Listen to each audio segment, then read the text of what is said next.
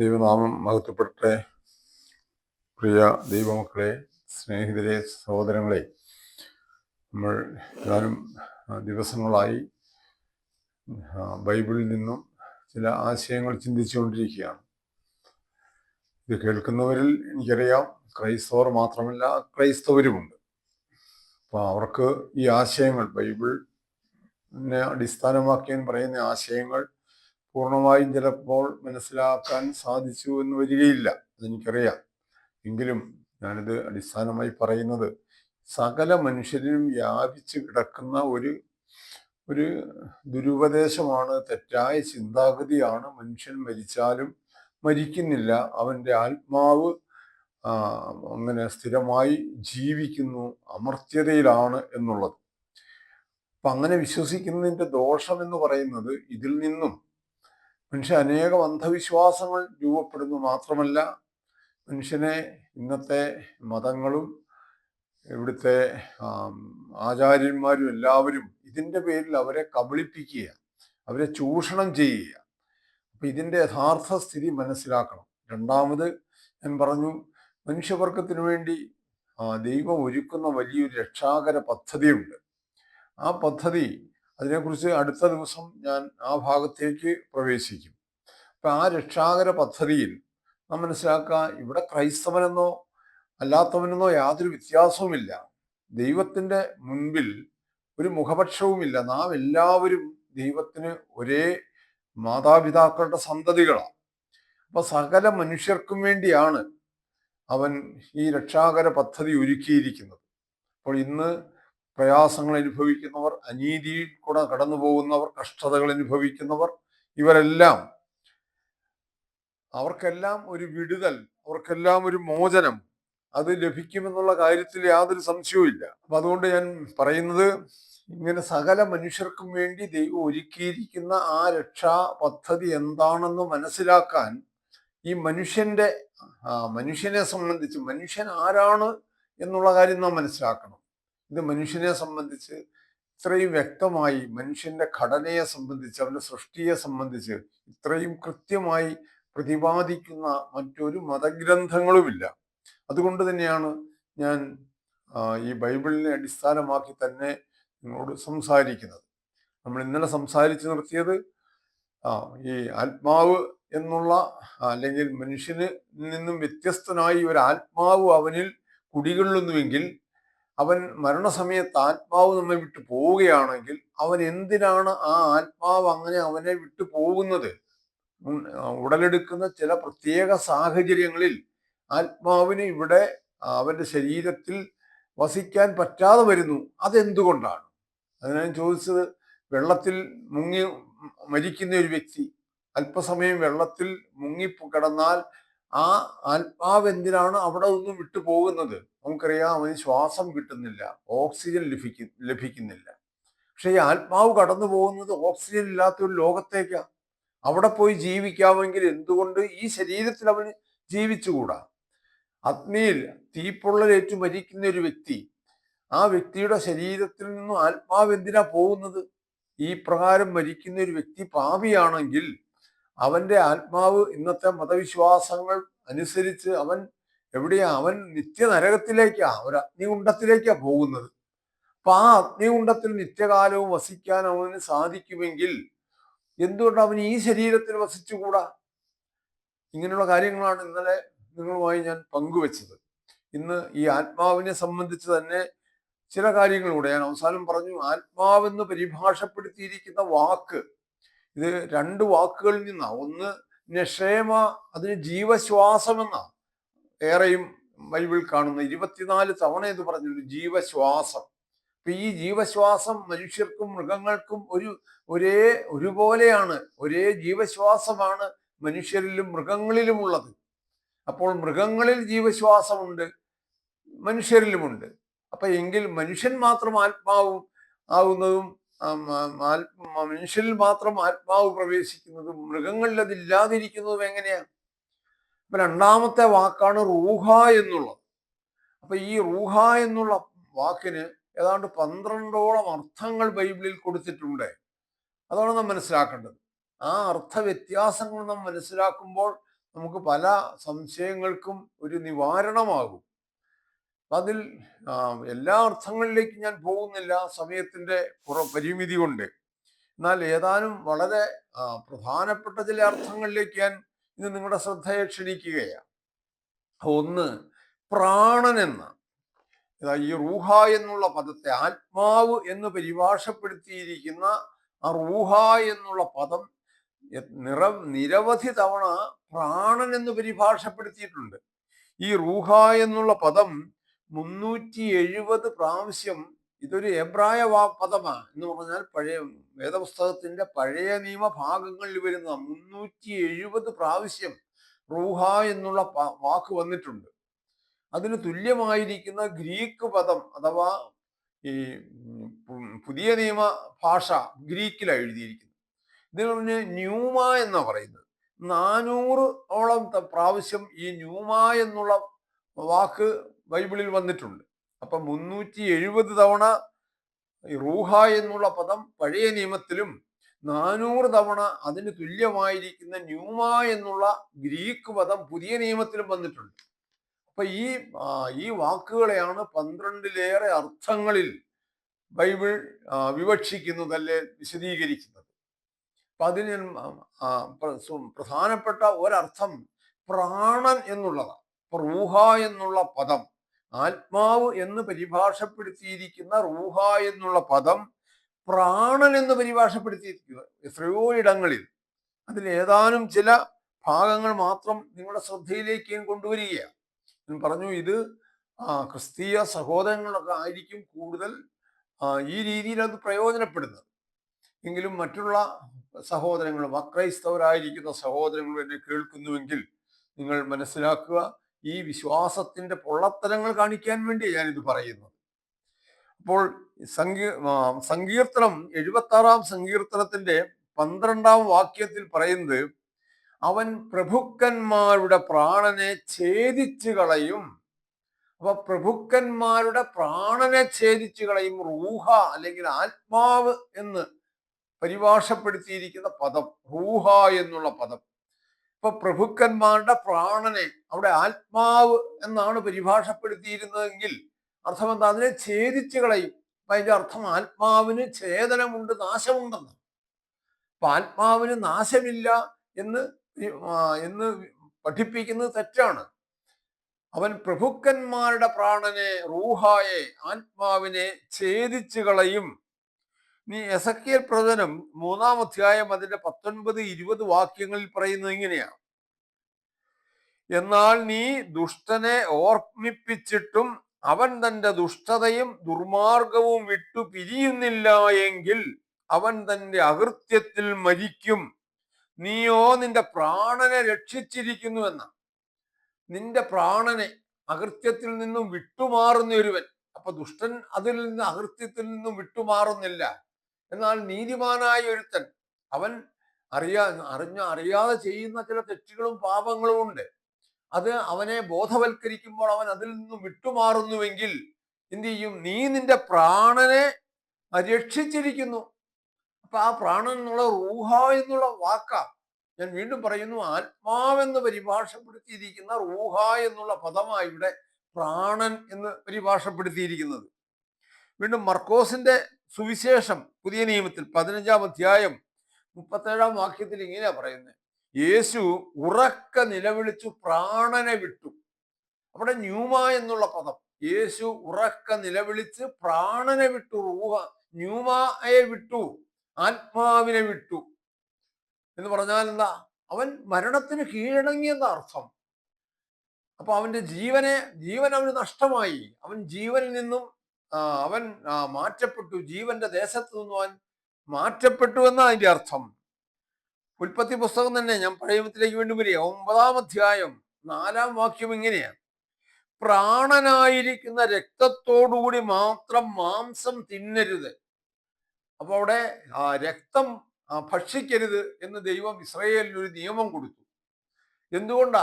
ആ രക്തത്തിലാണ് മനുഷ്യന്റെ ജീവൻ അടങ്ങിയിരിക്കുന്നു, പ്രാണൻ, റൂഹ അടങ്ങിയിരിക്കുന്നു. അതുകൊണ്ട് അവനോട് പറഞ്ഞു, നീ ഈ രക്തത്തോടുകൂടെ മാംസം ഭക്ഷിക്കരുത്. ഇപ്പൊ പ്രാണനായിരിക്കുന്ന രക്തത്തോടുകൂടി അവിടെ പ്രാണൻ എന്ന് പരിഭാഷപ്പെടുത്തിയിരിക്കുന്നത് റൂഹ എന്നുള്ള വാക്കാണ്. അപ്പൊ റൂഹയ്ക്ക് ആത്മാവെന്ന ഏറെ മറ്റു ഫലങ്ങളിൽ കാണുന്നത്, അല്ലെങ്കിൽ നാം മനുഷ്യനെ സംബന്ധിച്ച് പല കാര്യങ്ങളിലും റൂഹ ആത്മാവെന്ന് പരിഭാഷപ്പെടുത്തിയിട്ടുണ്ട്. അതിൽ നിന്നാണ് മനുഷ്യനെ തെറ്റിദ്ധരിപ്പിക്കുന്നത്. വീണ്ടും സങ്കീർത്തനം 119-25 വാക്യം ഇങ്ങനെയാണ്: എന്റെ പ്രാണൻ പൊടിയോട് പറ്റിയിരിക്കുന്നു, തിരുവചനപ്രകാരം എന്നെ ജീവിപ്പിക്കണമേ. എന്റെ പ്രാണൻ പൊടിയോട് പറ്റിയിരിക്കുന്നു എന്ന് പറഞ്ഞാൽ ഞാൻ മരണത്തിന്റെ മരണക്കിടക്കയിൽ, മരണത്തോട് ഏറ്റവും സമീപിച്ചിരിക്കുക. പൊടിയോട് പറ്റിയിരിക്കുന്നു പറഞ്ഞാൽ നീ പൊടിയാകുന്നു, പൊടിയിലേക്ക് തിരികെ ചേരും എന്നാണ് ദൈവം കൊടുത്ത കൽപ്പന. അല്ലാതെ മനുഷ്യൻ മരിച്ചാൽ അടുത്ത നിമിഷം മറ്റൊരു ലോകത്തേക്ക് അവന്റെ ആത്മാവ് പോകുമെന്നല്ല പറഞ്ഞത്.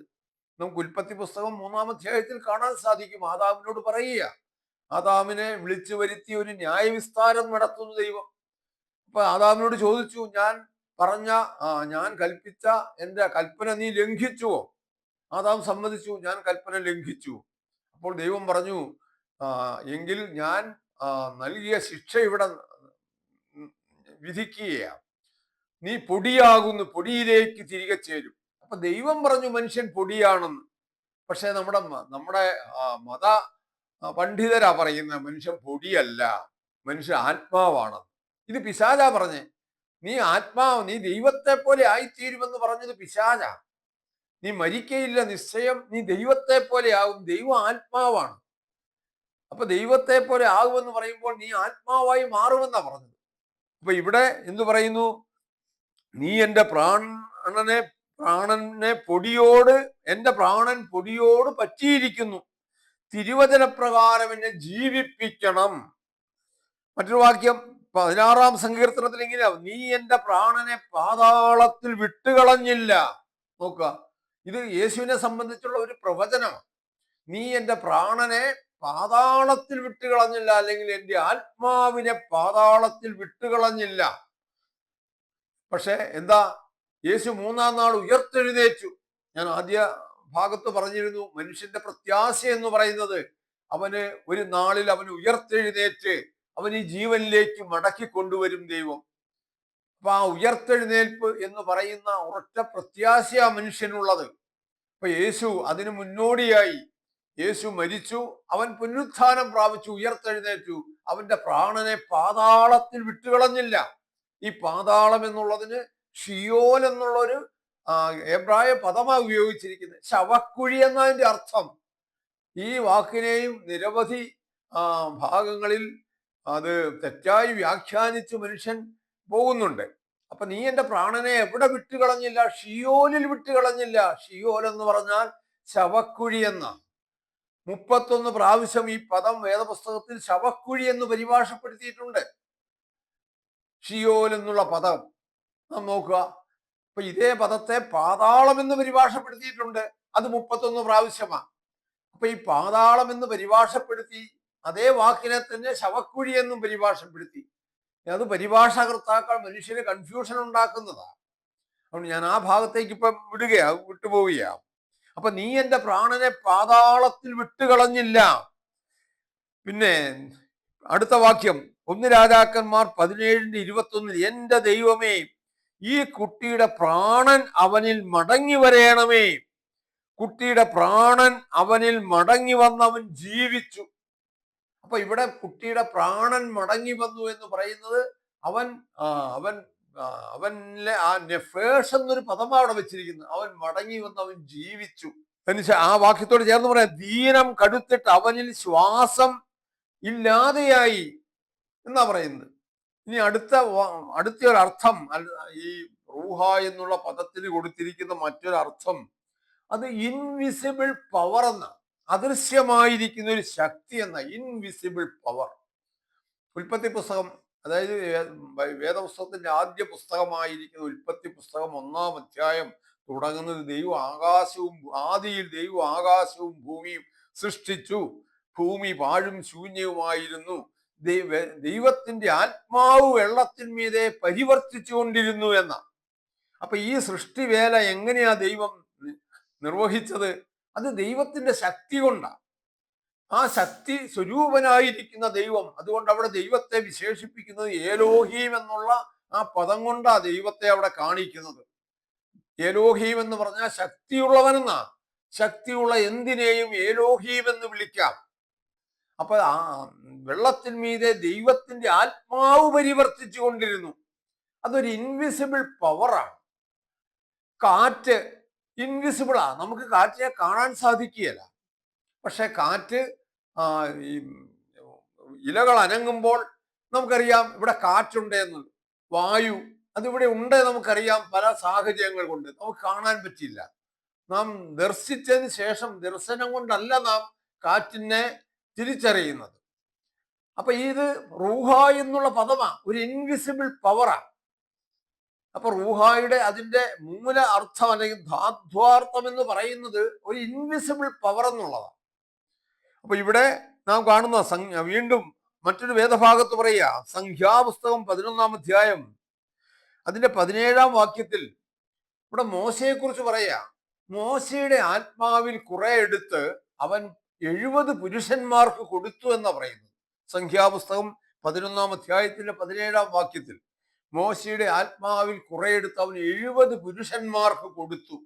നിങ്ങൾ നോക്കുക, എന്തിനാ? ഇസ്രയേലിൽ ഒരു ന്യായ വിസ്താരം, ഇസ്രയേലിൽ കുറെ കാര്യങ്ങൾ പരിഹരിച്ച് അവരുടെ പ്രശ്നങ്ങൾക്ക് പരിഹാരം കണ്ടെത്തുവാൻ വേണ്ടി ദൈവം 70 പേരടങ്ങുന്ന ഒരു ന്യായാധിപ സംഘത്തെ ദൈവം നിയമിച്ചു. അതിൻ്റെ തലയാളായി മോശയായിരുന്നു.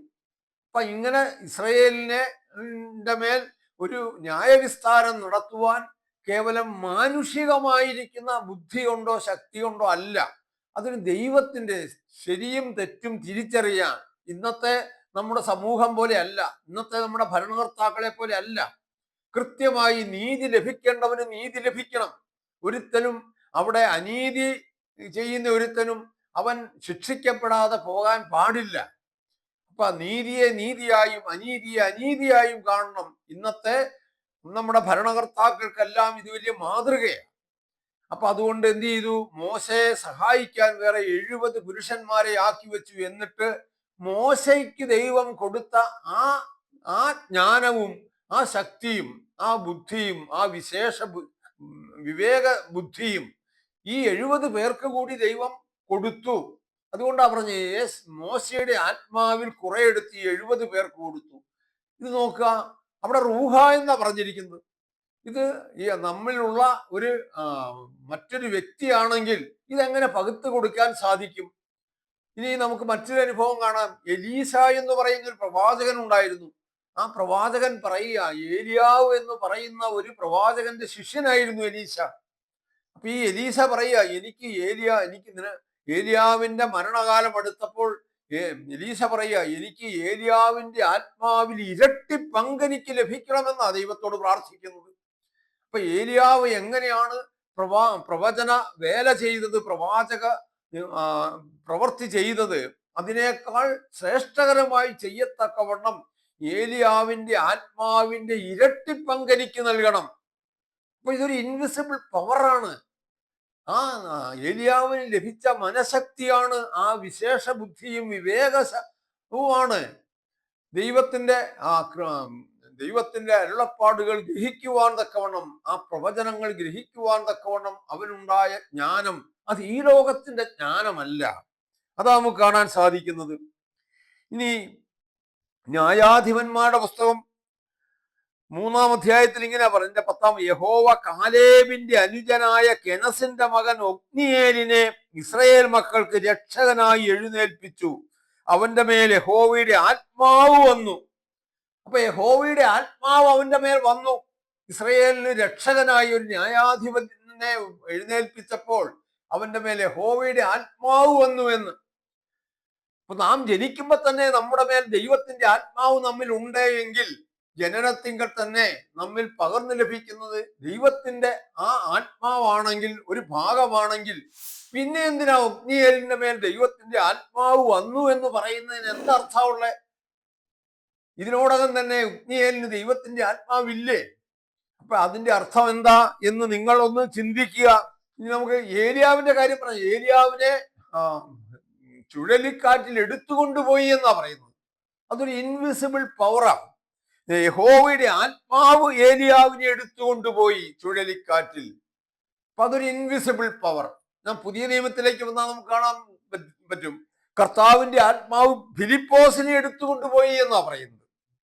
അപ്പൊ ഇതെല്ലാം കാണിക്കുന്നത് ഈ റൂഹ അല്ലെങ്കിൽ ന്യൂമ എന്നുള്ള വാക്കിന്റെ അർത്ഥം, ഒരർത്ഥം ഇൻവിസിബിൾ പവർ എന്നാണ്, മറ്റൊരർത്ഥം ശ്വാസം എന്നാണ്. ഉൽപ്പത്തി പുസ്തകം 6-ാം അധ്യായം അതിന്റെ 17-ാം വാക്യത്തിൽ ആകാശത്തിന് കീഴിൽ നിന്നും ജീവശ്വാസമുള്ള സകല ജഡത്തെയും നശിപ്പിക്കാൻ ഞാൻ ഭൂമിയിൽ ഒരു ജലപ്രളയം വരുത്തും. ആകാശത്തിന് കീഴിൽ നിന്നും ജീവശ്വാസമുള്ള സകല ജഡത്തെയും നശിപ്പിക്കാൻ. അവിടെ ജീവശ്വാസം എന്ന് പറഞ്ഞിരിക്കുന്നത് നെഷേമ എന്നുള്ള പദമാണ്. അതിന്റെ 7:15 ഉൽപ്പത്തി പുസ്തകം, ജീവശ്വാസമുള്ള സകല ജഡത്തിൽ നിന്നും ഈരണ്ട് വന്ന് പെട്ടകത്തിൽ കടന്നു. ഇപ്പൊ ജീവശ്വാസമുള്ളത് ക്ഷേമ എന്നാണ്. 2 ശമൂവേൽ 22-ാം അധ്യായത്തിൽ തിരുമൂക്കിലെ ശ്വാസത്തിന്റെ ഊത്തിനാൽ കടലിന്റെ ചാലുകൾ കാണായി വന്നു. തിരുമൂക്കിലെ ശ്വാസത്തിന്റെ ഊത്തിനാൽ. നോക്കുക, അവിടെ നാം കാണുന്ന പദമേത മനുഷ്യന്റെ ആത്മാവ്, മനുഷ്യന്റെ ജീവശ്വാസം. അപ്പൊ ആത്മാവെന്ന് പറയുന്ന അതേ പദത്തെ ശ്വാസം എന്ന് പരിഭാഷപ്പെടുത്തിയിരിക്കുക. ഇനി പുതിയ നിയമത്തിലേക്ക് വരുമ്പോൾ നമുക്ക് യാക്കോബിന്റെ ലേഖനത്തിൽ ഇങ്ങനെ കാണാൻ സാധിക്കും, ആത്മാവില്ലാത്ത ശരീരം നിർജീവമാണ്. അത് ഇംഗ്ലീഷിൽ പറയുന്നത് body without breath is dead എന്ന. ആത്മാവില്ലാത്ത ശരീരം, അതായത് ന്യൂമ ഇല്ലാത്ത ശരീരം നിർജീവമാണ്, മരണമാണ്.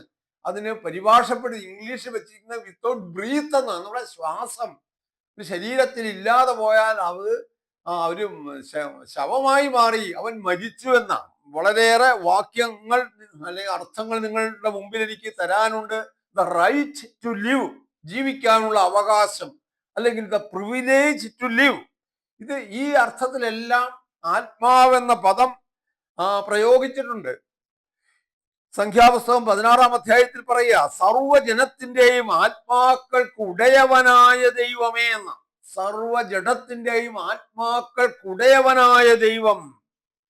അപ്പൊ ആത്മാക്കൾക്ക് ഉടയവൻ എന്ന് പറയുന്നത് ഈ സർവ്വജനത്തിനും ജീവിക്കാനുള്ള അവകാശം കൊടുത്തിരിക്കുന്നത് ദൈവമാണ്.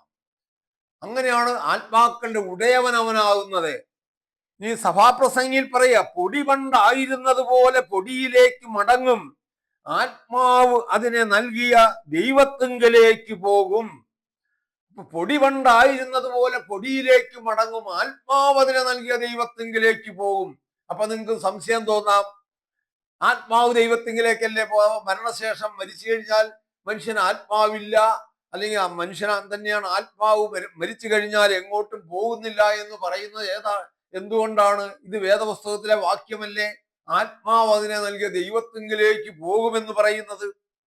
പ്രിയമുള്ള, അവിടെയാ ഞാൻ പറയുന്നത് ദ റൈറ്റ് ടു ലിവ് എന്നുള്ള വലിയൊരു അർത്ഥമാണ് അവിടെ ആത്മാവ് ദൈവത്തിങ്കിലേക്ക് പോകുമെന്ന പ്രയോഗത്തിനുള്ളത്. എന്തുകൊണ്ടാ? പൊടി പണ്ടായിരുന്നത് പോലെ പൊടിയിലേക്കാ പോകുന്നത്. അത് സകല മനുഷ്യരുടെയും ദുഷ്ടശിഷ്ട ഭേദം വിന ഒരുവൻ മരിച്ചു കഴിഞ്ഞാൽ അവന്റെ ശരീരം നീ പൊടിയാകുന്ന പൊടിയിലേക്ക് മടങ്ങുകയാണ്. എന്നിട്ടോ ആത്മാവ് അതിനെ നൽകിയ ദൈവത്തിലേക്ക് പോകും. ഇത് അക്ഷരപ്രകാരം മരണശേഷം അവനിൽ നിന്നും പുറപ്പെട്ടു പോകുന്നവര് മറ്റൊരു വ്യക്തിയാണെങ്കിൽ നാം ചിന്തിക്കുക, ഇത് ദുഷ്ടന്റെയും ശിഷ്ടന്റെയും ശരീരം പൊടിയിലേക്ക് പോകുന്നത് പോലെ അവന്റെയും ശരീരം ദൈവത്തിങ്കിലേക്കാ പോകുന്നത്. എങ്കിൽ പിന്നെ ദുഷ്ടന്റെ ആത്മാവ് നരകത്തിലേക്ക് പോകും, അതിനെ അല്ലെങ്കിൽ അങ്ങനെയുള്ള ശിക്ഷാസ്ഥലത്തേക്ക് പോകും. അവിടെ നിന്ന് മോചിപ്പിക്കാൻ, മോക്ഷത്തിലെത്തിക്കാൻ നമ്മൾ കർമ്മങ്ങൾ ചെയ്യണമെന്ന് പറയുന്നതിന് എന്താ അർത്ഥമുള്ളത്? സകലരുടെയും ആത്മാവ് ദൈവത്തിങ്കിലേക്കാ പോകുന്നത്. എന്നാൽ സകല മനുഷ്യർക്കും ജീവിക്കാനുള്ള അവകാശം കൊടുക്കുന്നത് ഉള്ളത് ദൈവത്തിന്റെ കീഴിലാ. അർത്ഥത്തിലാ. അത് നിങ്ങൾക്ക് മനസ്സിലാകണമെങ്കിൽ വീണ്ടും നാം അടുത്ത ഒരു ഭാഗത്തേക്ക് കടന്നു വരുമ്പോൾ, അല്ലെങ്കിൽ മരിച്ചവരുടെ ഭാവി എങ്ങനെയായിരിക്കും, അല്ലെങ്കിൽ പുനരുത്ഥാനം എന്താണെന്ന് പഠിക്കുമ്പോൾ അത് മനസ്സിലാകും. പ്രിയമുള്ളവരെ, നമുക്ക് യോശിയുടെ പുസ്തകത്തിൽ ഇങ്ങനെ കാണാൻ പറ്റും. എന്താ? ഞങ്ങളുടെ ധൈര്യം കെട്ടുപോയി എന്നാ പറയുന്നത്. When we heard of it, our hearts melted and everyone's courage failed. Everyone's courage എന്നുള്ള റൂഹ എന്നുള്ള വാക്കാണ്. അത് ഫെയിൽഡ് ആണ്. അപ്പൊ ഞങ്ങളുടെ ധൈര്യം കെട്ടുപോയി. അപ്പൊ റൂഹ എന്നുള്ള പദത്തിന് ധൈര്യം എന്നൊരർത്ഥം ബൈബിളിൽ കൊടുത്തിട്ടുണ്ട്. നാം നോക്കാം, ഈ യോശുവയുടെ പുസ്തകം തന്നെ 5-ാം അധ്യായത്തിൽ പറയുക, അതിന്റെ 1-ാം വാക്യം, ഇസ്രായേൽ മക്കളുടെ നിമിത്തം അവരിൽ അശേഷം ചൈതന്യമില്ലാതെയായി. അവിടെ ചൈതന്യം എന്നുള്ളതിന് റൂഹ എന്നുള്ള പദമാ വെച്ചിരിക്കുന്ന വാക്കാണ്. ഇസ്രായേൽ മക്കളുടെ നിമിത്തം അവരിൽ അശേഷം ചൈതന്യമില്ലാതെയായി. നോക്ക, ഇങ്ങനെ ചൈതന്യമെന്നും ധൈര്യമെന്നും നമ്മുടെ മനസ്സ് എന്നുള്ള അർത്ഥത്തിൽ റിബേക്കയും ഇസഹാക്കിനും മനോവ്യസന കാരണമായി തീർന്ന ഉൽപ്പത്തി പുസ്തകം 26-ാം അധ്യായത്തിൽ പറയുന്നത് റിബേക്കയ്ക്കും ഇസഹാക്കിനും മനോവ്യസന കാരണമായി തീർന്നു. നമ്മുടെ മനസ്സിനെ കുറിച്ചാ, ദുഃഖിക്കുന്ന മനസ്സിനെ കുറിച്ചാ അവിടെ റൂഹ എങ്ങനെയാണ് എന്ന് പറഞ്ഞിരിക്കുന്നത്. അതുകൊണ്ട് പ്രിയമുള്ളവരെ, ഞാൻ ഇത് വളരെ വളരെ സുദീർഘമായൊരു വിഷയമാണ്. അതിൽ നിന്ന് ഞാൻ പെട്ടെന്നങ്ങ് മുമ്പോട്ട് പോവുകയാ. സമയത്തിന്റെ പരിമിതികളുണ്ട്. ഇപ്പൊ ഈ നാം മനസ്സിലാക്കണം ഒരു കാര്യം, നമ്മെ തന്നെ ആത്മാവെന്ന് പറയുന്നത്, അത് ഞാൻ ആദ്യമേ പറഞ്ഞു, മനുഷ്യൻ അവന്റെ മൂക്കിൽ ജീവശ്വാസം ഊതി അവൻ ജീവനുള്ള ആത്മാവായി. അപ്പൊ മനുഷ്യൻ തന്നെയാണ് ആത്മാവ്. മനുഷ്യനിൽ ആത്മാവ് ഉണ്ടായി എന്നല്ല അർത്ഥമാക്കേണ്ടത്. അതിന് ഏതാനും ചില വാക്യങ്ങൾ നിങ്ങളുടെ ശ്രദ്ധയിലേക്ക് വേറെ കൊണ്ടുവരിക. സംഖ്യാപുസ്തകം 19-ന്റെ 13-ാം വാക്യം ഇങ്ങനെ, അവനെ ഇസ്രയേലിൽ നിന്നും ഛേദിച്ചു കളയണം. അവനെ എന്നുള്ളതിന് വെച്ചിരിക്കുന്നത് ദാറ്റ് പേഴ്സൺ, അതായത് സോൾ എന്ന ഇംഗ്ലീഷിൽ പരിഭാഷ, ദാറ്റ് സോൾ. മൂക്കിൽ ജീവശ്വാസം ഊതി അവൻ ജീവനുള്ള സോളായി, ദേഹിയായി എന്ന് പറഞ്ഞിരിക്കുന്ന അതേ പദം തന്നെ എന്ത് ചെയ്തിരിക്കുന്നു, ഇവിടെ ഇംഗ്ലീഷിൽ പരിഭാഷപ്പെടുത്തിയിരിക്കുന്നു അവനെ.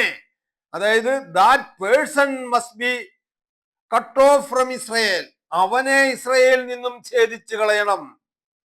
ഇനി സംഖ്യാപുസ്തകം തന്നെ, സംഖ്യാപുസ്തകത്തിൽ 21-ാം അധ്യായത്തിൽ പറയാ, വഴി നിമിത്തം ജനത്തിന്റെ മനസ്സ് ക്ഷീണിച്ചു. അവിടെ ജനം എന്നുള്ളതിന് നെഫേഷ് എന്നുള്ള പദമാണ്. അപ്പൊ അവിടെ ആത്മാവ്, ദേഹി എന്നുള്ള ജനം. ഇനി ഇസ്രയേലിൽ വന്ന് ചേർന്നവരെ കുറിച്ച് പറയുന്നുണ്ട്. ഇസ്രയേലിൽ വന്ന് 70 പേരായിരുന്നു 70 സോൾസ്. മിസ്രയീമിൽ വന്നവർ, യോസേഫിന്റെ അനന്തര ആ തലമുറയിൽപ്പെട്ടവരിൽ മിസ്രയീമിൽ വന്ന് പാർത്തവർ, ഇസ്രയേൽ ദേശം വിട്ട് മിസ്രയീമിൽ വന്ന് പാർത്തവർ 70 പേരായിരുന്നു. 70 സോൾസ് എന്നാണ് പറയുന്നത്. ഇനി വേറൊരു ഭാഗത്ത് പറയുന്നത്, the soul shall be cut off from Israel. അവനെ ഇസ്രയേലിൽ നിന്നും ഛേദിച്ചു കളയണം. അവനെ, ദ സോൾ, അതിന് അവനെ ഒരു വ്യക്തി എന്നാ പറയുന്നത്.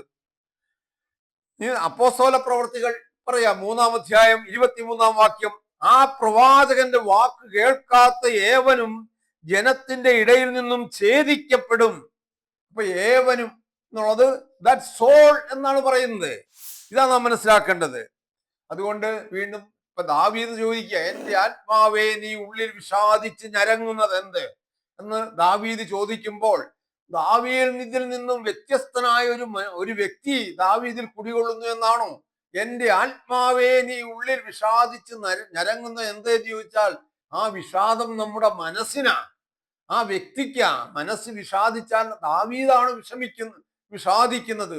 അപ്പൊ എന്റെ ആത്മാവേ നീ വിഷാദിച്ചുള്ളിൽ ഞരങ്ങുന്നത് എന്ത്? ഇനി ജ്ഞാനത്തിന്റെയും വിവേകത്തിന്റെയും പരിജ്ഞാനത്തിന്റെയും യഹോവ ഭക്തിയുടെയും ആത്മാവ് എന്ന് നമുക്ക് യെശയ്യാ പ്രവചനം 11-ാം അധ്യായത്തിൽ കാണാൻ സാധിക്കും. അപ്പൊ ഇവിടെയെല്ലാം ആത്മാവെന്ന് പരിഭാഷപ്പെടുത്തിയിരിക്കുന്നത് ഒരിക്കലും ഒരു മനുഷ്യനിൽ കുടികൊള്ളുന്ന മറ്റൊരു വ്യക്തിയെ കുറിച്ചല്ല.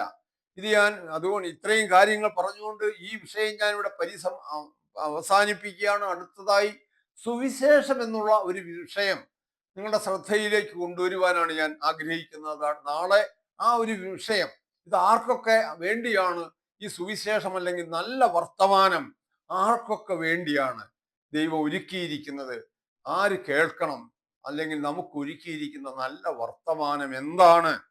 അപ്പൊ അങ്ങനെ വിഷമിക്കുന്ന ഹൃദയങ്ങൾക്ക് ആശ്വാസം ലഭിക്കാൻ ഈ വാക്കുകൾ നിങ്ങളെ സഹായിക്കട്ടെ എന്ന് പ്രാർത്ഥിക്കുന്നു.